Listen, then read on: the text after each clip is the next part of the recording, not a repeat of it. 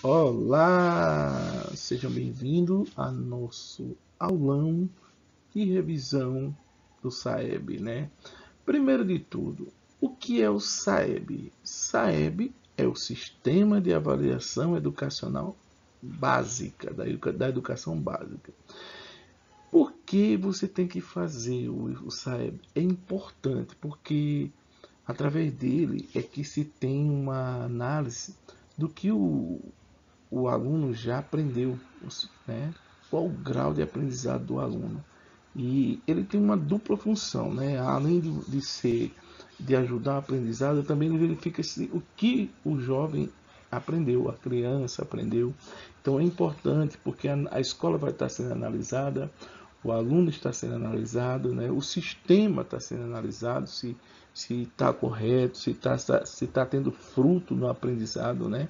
Então é importante que vocês caia para dentro, faça a prova, tire nota boa para que a gente possa estar sendo tendo continuidade ao ensino e tendo investimentos melhores, né, para o dia a dia na escola. Então é importante demais que vocês façam essa prova, estejam presentes no dia, estejam preparados para fazer e que a nossa escola tenha um nível alto, tá bom?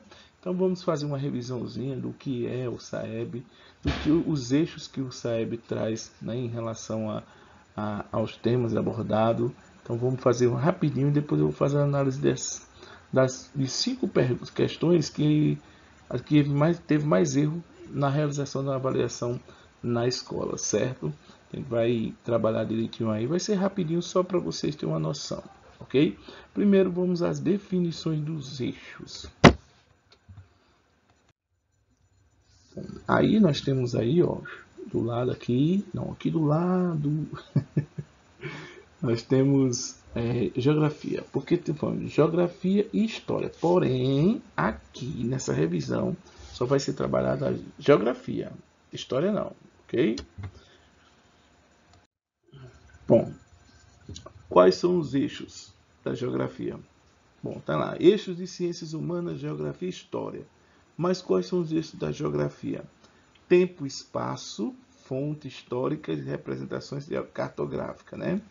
Natureza da sociedade, questões ambientais, identidade, diversidades e direitos humanos, poder, Estado e instituições, cidadania e movimentos sociais, produção, circulação e trabalho, comunicação e tecnologia. Se vocês analisar direitinho, esses eixos a gente já trabalhou durante o ano, né? Vocês já trabalharam na escola esses eixos durante o ano. Então, dá para se ter já uma noção do que é que vai ser abordado, né? Então, vamos ver direitinho um a um aqui, rapidinho, antes da gente fazer a análise das questões. Ó, tempo e espaço, né? O tempo e espaço. Primeiro aí a gente vai ter uma noção, vai passar aí pela construção das explicações sobre o espaço. Lembra daquilo que a gente viu lá sobre local, regional, global e nacional? Então, justamente aí. Vai falar sobre a cartografia também, né? Ou, as representações cartográficas que vocês aprenderam lá atrás, visual, que é a fotografia, pinturas, escritas, orais, tipos de linguagem, como é que se expressavam, né? E aí também os gráficos que foram trabalhados dentro da geografia. Então, esse eixo, ele traz isso como ponto, né, de análise. Mapas, aplicação da cartografia, os gráficos de blocos, diagramas, então tudo isso está englobado dentro desse eixo. No eixo natureza, sociedade, questões ambientais, esse aí ele vai falar um pouco da compreensão da dinâmica dos fenômenos naturais, né? Uma reflexão da forma da intervenção humana no tempo e no espaço, vai abordar as questões ambientais, as questões, os elementos da natureza, a inter-relação entre a dinâmica que envolve os padrões que apresentam o modo como estão classificados e distribuídos em diferentes lugares do Brasil, Tudo isso vai estar dentro dessa temática das questões ambientais. Se vocês lembram lá atrás que a gente trabalhou principalmente sobre a produção, sobre as questões do homem, né, antrópicas, que vão influenciar sobre a ação do homem, o meio, tal, as questões socioambientais, as relações das paisagens, tudo isso está dentro dessa temática. Identidade, diversidade e direitos humanos é uma temática interessante, né? Ela vai trazer o quê? É a visão das ações humanas, né? Os fatos históricos, fenômenos sociais, né? Ligados à construção da semelhança, diferença e desigualdade, né? Vai abordar a valorização das expressões culturais, né? Tá aí um quadro aí que você pode ver, né? Então tudo isso vai estar dentro dessa temática, a questão do racismo, a questão do etnocentrismo, das ideologias, dos discursos práticos, né? Da desigualdade social, tudo isso vai estar dentro dessa temática, desse eixo, né? Bom, o Estado, o poder, o Estado e a instituição um eixo, né, que vai ser abordado também. Bom, o que é que tem nesse eixo? Ele traz o quê? A relação de poder, né, e dominação. E as diversas organizações políticas, né, abrangendo as nações, os povos, as lutas, as reformas, as guerras, as revoluções. Tudo isso foi visto durante o ano, né? Considerar o território, o processo de disputa, de construção de fronteira, né? A origem dos povos, os estados nacionais modernos, tudo isso vai fazer parte desse eixo, ok? Para vocês terem uma noção de que tudo vai estar interligado com as questões de lá do SAEB. Bom, cidadania e os movimentos sociais. Bom, esse aqui é a organização também do poder, né? Contemplando os movimentos sociais, os pleitos sociais, os legados pela sociedade, as questões de diversidade humana ligada à atuação, a uma cultura de paz, a devida valorização dos direitos humanos, movimentos, né, de direta o povo quando foi para a rua buscar seus direitos, então explorando as conquistas no âmbito nacional, internacional, as mobilizações políticas, econômicas, sociais, todos dentro dessa temática, todos que podem ser analisados dentro das questões lá do SAEB, né? A atuação coletiva individual, né? O surgimento que surgiram com a globalização e as políticas públicas, né? Inovações, tudo isso dentro desse eixo. Vamos para o próximo eixo. É só um esboço para vocês se lembrarem do que foi feito, do que foi estudado e os eixos a qual ele pertence, ok? Vamos para a próxima aqui. Produção, circulação e trabalho, né? Bom, aí está a interação urbana, a interação dos países, né? Os continentes e seus desdobramentos socioespaciais em diferentes escalas. As características produtivas dos países e regiões brasileiras, né? Também a distribuição territorial das populações também serão abordadas nesse. Se vocês analisar direitinho, isso aqui foi dentro daqueles conteúdos que a gente trabalhou, né? O meio de transporte, por que o Brasil ele é rodoviário, né? A agricultura, a pecuária, a indústria, extrativismo, comércio e serviço, todos esses temas foram abordados durante o ano e estão nesse eixo, né, de produção, circulação e trabalho. Próximo eixo, comunicação e tecnologia, né? Então, a comunicação e a tecnologia, isso aí, ele é fruto de uma globalização, né? Então, tudo que o movimento que foi feito em relação ao avanço tecnológico, a própria imagem aí diz, né? Como foi que se modernizou, o que era uma máquina fotográfica se tornou um computador, potencializando a comunicação entre as pessoas, né? O celular que tirou o telefone, então tudo isso foi devido ao avanço tecnológico, o poder da comunicação, né? O globo se tornou pequeno, os espaços se tornaram encurtaram e a globalização como fruto de tudo, né? Então, vamos analisar foi analisado um a um aqui dos eixos trabalhados pelo SAEB. E aí, né, para vocês perceberem que todos os temas estão dentro daquilo que foi estudado durante o ano, beleza? Vamos agora para as questões, analisar as questões do SAEB. Bom, aqui nós temos a primeira questão, certo? Que foi trabalhado, né, lá nas provas internas, né, lá da escola, que foi feito de uma maneira que vocês pudessem analisar direitinho cada questão dessa. Então, primeiro de tudo, nós temos que entender o seguinte, né? Primeiro, essa é a primeira questão, ela vai abordar sobre globalização, certo? Primeiro vamos entender o que é a globalização rapidinho, só para relembrar, né? Globalização, como ele está falando aí, é um processo de ausência ou diminuição de barreiras econômicas e imigratórias entre os países, né? Está caracterizado pelo aprofundamento das relações econômicas e sociais e culturais e políticas entre os povos do mundo. Foi quando se derrubou as barreiras e passou-se a ter uma circulação maior de pessoas e movimentos de mercadoria.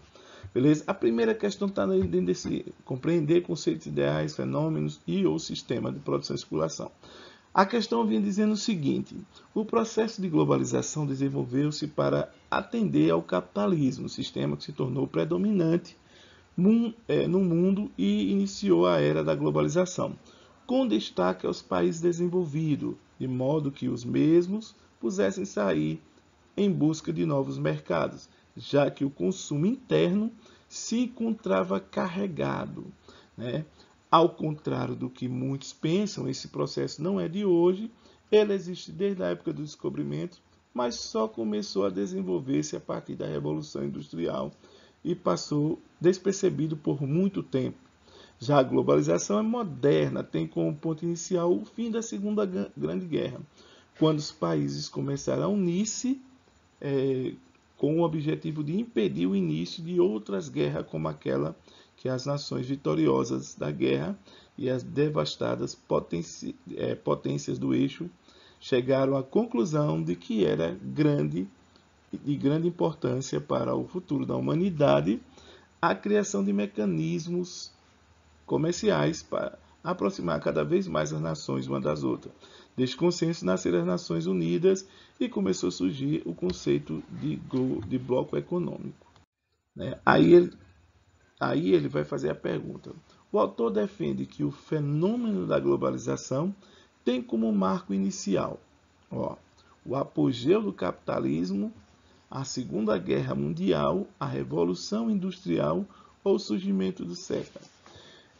Se você analisar o que ele diz no texto, e ele cita lá claramente que começou através não foi do apogeu do capitalismo, nem da Segunda Grande Guerra, porque ali já foi uma outra parte. E o surgimento do século também não. O que foi a alternativa correta aqui seria a Revolução Industrial, porque é o ponto de partida da globalização. É a Revolução Industrial. O que? A Revolução Industrial é importante observar que estamos em busca do marco inicial da globalização, ou seja, do momento histórico que, segundo o texto, é considerado a origem do fenômeno. O texto nos informa que, embora a globalização pareça um fenômeno antigo, recente, ele é antigo, né? Mas teve o seu momento inicial no tempo da Revolução Industrial, certo? Passamos para outra questão. Bom, a outra questão ele fala sobre os sistemas, as fontes energéticas geradas, né, no Brasil. E aí ele já mostra ali do lado a eólica, carvão, os derivados do petróleo. E a questão dizia o seguinte, o texto anunciado. Pela grande riqueza geográfica do Brasil, um país de dimensões continentais, ele tem disponível um dos maiores potenciais de energia renovável do mundo. Um exemplo disso 78% da energia do Brasil é da forma hídrica, uma fonte renovável e limpa, sendo um exemplo para o mundo. Em termos de matriz elétrica, isso é possível graças à facilidade geológica e tipos de rio que facilitam e propiciam instalações desse tipo de energia no solo nacional. Em 2003, o Brasil lançou o Programa de Incentivo às Fontes Alternativas, conhecido pela abreviação PROINFA, tendo como objetivo incentivar a instalação de unidades de geração hídrica, eólica e de biomassa. Esse programa conta com os benefícios da garantia de compra de energia elétrica de forma competitiva pela Eletrobras e da facilidade de obtenção de linha de crédito, através do BNDES, para a instalação de usinas, mesmo sendo vantagens atraentes. O PROINFA ainda não foi iniciado, devido aos diversos problemas gerados para o possível efetivação. Dentro do BRICS, o Brasil é o único país que tem capacidade de utilizar uma matriz energética limpa e renovável durante todas as etapas do crescimento. Vamos para responder a questão? Bom, ele termina aqui, ó. O Brasil precisa transformar essa vantagem comparativa em vantagem competitiva. E para isso é necessário o apoio em regulamentações internacionais, subsidiando o crescimento com menos impactos em seu entorno. Sobre a matriz energética brasileira, o autor defende que, aí ele vai ali, a letra A, o Brasil tem provavelmente o maior potencial hidroelétrico do mundo. B, a facilidade geológica do Brasil facilita a geração de energia prováveis. C, o PROINFA defende e incentiva as fontes alternativas de energia. E D, a geração de energia limpa precisa virar vantagem competitiva para o Brasil. Analisando as três, você vai ver que ele cita que o Brasil precisa virar essa vantagem competitiva. Aí, a alternativa D. O autor defende que é preciso fazer com que o potencial de geração de energia limpa seja transformado em vantagem competitiva para o Brasil, né? E não fique apenas um comparativo no âmbito internacional, né? Bom, nessa outra questão, ele fala sobre o envelhecimento da população do mundo, é sobre demografia, né? Então, hoje tem paralelo na história. O aumento percentual do número de pessoas idosas com 60 anos ou mais é acompanhado pela queda no número de jovens com menos de 15 anos.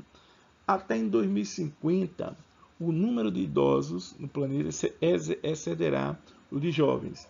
Pela primeira vez na história da humanidade, em 1950 as pessoas idosas representam 8% da população. Em 2000, 10%. E segundo as projeções, até 2050 deverão corresponder 21%. Né? 54%, ou seja, a maior parte das pessoas idosas do planeta vive na Ásia. Segue-se a Europa, onde apresenta 24% da população. Hoje, a idade mediana do mundo é de 26 anos. Prevê-se que até 2050 a idade mediana aumente para 36 anos. Envelhecer é um problema? Claro que não. É uma das maiores conquistas da humanidade no século XX. Mas como todas as revoluções, implica mudanças importantes e muitos setores da ação política, diferentes a trabalho, saúde, proteção social, urbanismo e muitas outras esferas da vida social disponível. Analisando o cenário descrito no texto, na perspectiva dos direitos humanos, é necessário que, para fazer essa mudança, né, ele fala, letra A, a família se preparar mais para planejar o número maior de filhos? Nunca, né? Já tem gente demais no mundo. As políticas públicas se preparam para sociedades mais idosas? Os idosos compreendem que o envelhecer é um processo natural? Claro. As conquistas da humanidade seriam valorizadas e compreendidas? Com certeza. Mas eu vou de letra B. Por que letra B? Olha lá. O texto finaliza apontando que, diante do cenário de envelhecimento mundial, é necessário que os setores de ação pública, trabalho e saúde, mude, renove um novo cenário para a humanidade. Como teremos mais idosos, temos que ter mais umas políticas públicas mais voltadas para essa faixa etária, né? Então, a alternativa certa seria a letra B. Próxima questão. O Brasil é um país... fala sobre a urbanização. Lembrando de urbanização, né? Vocês se lembram de o que é a urbanização? É aquele processo de povoamento das cidades, né? Quando as cidades começaram a receber uma grande quantidade de pessoas, que saiu quando o Brasil ou as cidades deixaram de ser rural e passaram a ser mais urbana, né? Como ele fala aí, né? É um processo que envolve o crescimento da população e das extensões territoriais das cidades, né? Aí você vai lembrar do êxodo rural, né? Que o povo saiu do campo em busca de emprego na cidade e melhores condições de vida. Então vai lá, ó. O Brasil é um país marcado por profundas desigualdades e por uma enorme diversidade socioespacial. Essas marcas podem ser evidenciadas em todas as escalas entre as diversas regiões do país, entre 27 estados da federação, entre cada um dos 5.561 municípios e, inclusive, de forma extensa, internamente a cada um desses entes da federação, federados, que representam o poder local. A população brasileira é atualmente, em grande medida, 82% urbana, sendo que 70% desses brasileiros se concentram em apenas 10% do território. A concentração urbana fica mais bem explicitada quando se constata que apenas 455 municípios, pouco mais de 8% dos 5.561, somam mais de 55% total dos habitantes do país. As nove principais regiões metropolitanas concentram 30% da população urbana e, particularmente, grande parcela dos mais pobres. Dessa forma, as grandes aglomerações urbanas revelam com maior profundidade as características desiguais do país, concentrando a pobreza, a riqueza, muitas vezes no mesmo território. O processo de urbanização acelerada pelo qual passou o país, além de promover transferência populacional da área rural para a área urbana, o êxodo, né, concentrou boa parte desses fluxos migratórios. Vamos ver quais são as alternativas dessa questão. Para que o Estado e o poder público possam começar a resolver o problema discutido no texto, o possível caminho seria: a. Reconhecer que existem grandes aglomerações urbanas e uma pequena parcela da população residindo em áreas rurais. Evitar que a pobreza e a riqueza convivam nos centros urbanos, muitas vezes dividindo os mesmos espaços. Impedir que as grandes aglomerações urbanas revelem com mais profundidade as características desiguais do país. Ou investir em políticas públicas que gerem oportunidade para todos, principalmente nas regiões de baixa demografia. Então, explícito aí a resposta. Se você pensar um pouquinho, vai estar relacionado às políticas públicas, sim, né? Então, pensando um pouquinho, qual seria a resposta? Justamente, letra D, né? Investir nas políticas públicas. Por quê? O texto aponta os problemas. Pensando neles, na perspectiva do Estado e do poder público, como solucionar? Constata-se que os problemas de desigualdade social e dos grandes aglomerados urbanos podem ser amenizados se houver investimento em ações de políticas públicas que gerem oportunidade para as pessoas em regiões de pouco explorada do país. Tem que ter investimento, gente, né? Vamos para a próxima questão. Bom, reconhecer, fala aqui sobre mobilidade urbana. Lembra que a gente estudou sobre isso, né? A questão do rodoviário, né?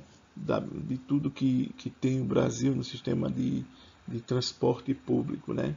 Vamos lá, vamos ler o anunciado da questão. O que é importante é você ler e entender o que pede a questão. A mobilidade urbana se apresenta como um desafio não só nos centros urbanos do Brasil, mas também nas grandes metrópoles do mundo. O deslocamento de pessoas em busca de bens e serviços de qualidade, oportunidades de qualificação e emprego, acarreta nas regiões metropolitanas e grandes capitais, localidades de concentração populacional. O notório inchaço urbano obriga com urgência a harmonia e agilidade. O deslocamento de bens e de pessoas com eficiência, conforto e segurança, além de mitigar os impactos ambientais, visuais e de poluição sonora e atmosfera, ressaltando também modelos de minimização da exclusão social. É nesse bojo que o planejamento em transportes a longo prazo é imprescindível, fato que, explicado pela adoção do modelo rodoviarista, as metrópoles brasileiras sofrem com os congestionamentos e elevado custo de preço das tarifas, ao ponto de ofertas de serviços precários, ineficientes e defasados, que acarretam significativa diminuição da qualidade de vida. Entre as estratégias de melhoria, o aperfeiçoamento da mobilidade em empreendedorismo intermodal, as iniciativas públicas e privadas devem priorizar o gerenciamento de transporte de massa, acima de tudo, o transporte sobre trilho, desenvolver logística de integração local, regional, nacional e internacional. Bom, vamos agora para as alternativas. Bom, a partir do texto é possível reconhecer que os maiores problemas de mobilidade que encontramos nos centros urbanos do Brasil são ocasionados pela falta de investimento em transporte público rodoviário de qualidade, não que o Brasil é um rodoviário, né? Pela escolha histórica de transporte rodoviário em vez de sobre trilhos, pelo excesso de pessoas que dependem de transporte todos os dias, ou pelo aperfeiçoamento constante do sistema de transporte de massa. O Brasil ele é um sistema rodoviarista, então, se tivesse mudado antes, eu acho que teria menos problema. Mas vamos ver qual será a alternativa certa. B, né? Por quê? Segundo o texto, o transporte de massa, especialmente sobre trilho, pode ser a solução para o mobilidade urbana. E os textos nos lembram que foi adotado no Brasil um sistema de modelo rodoviarista, né? Então, é preciso que invistam na parte do transporte urbano de massa, né? Sobre trilho, principalmente. Então, gente, aqui fica a nossa revisão. Espero que vocês tenham entendido um pouco, que basta ler para entender o que se pede o anunciado da questão. Pesar as alternativas, lembrar do que vocês aprenderam e show de bola, fazer para pontuar, certo? Então fico por aqui, espero que tenha contribuído e que vocês consigam fazer uma boa prova no SAEB. Todos fazendo a prova no SAEB. Tchau, tchau!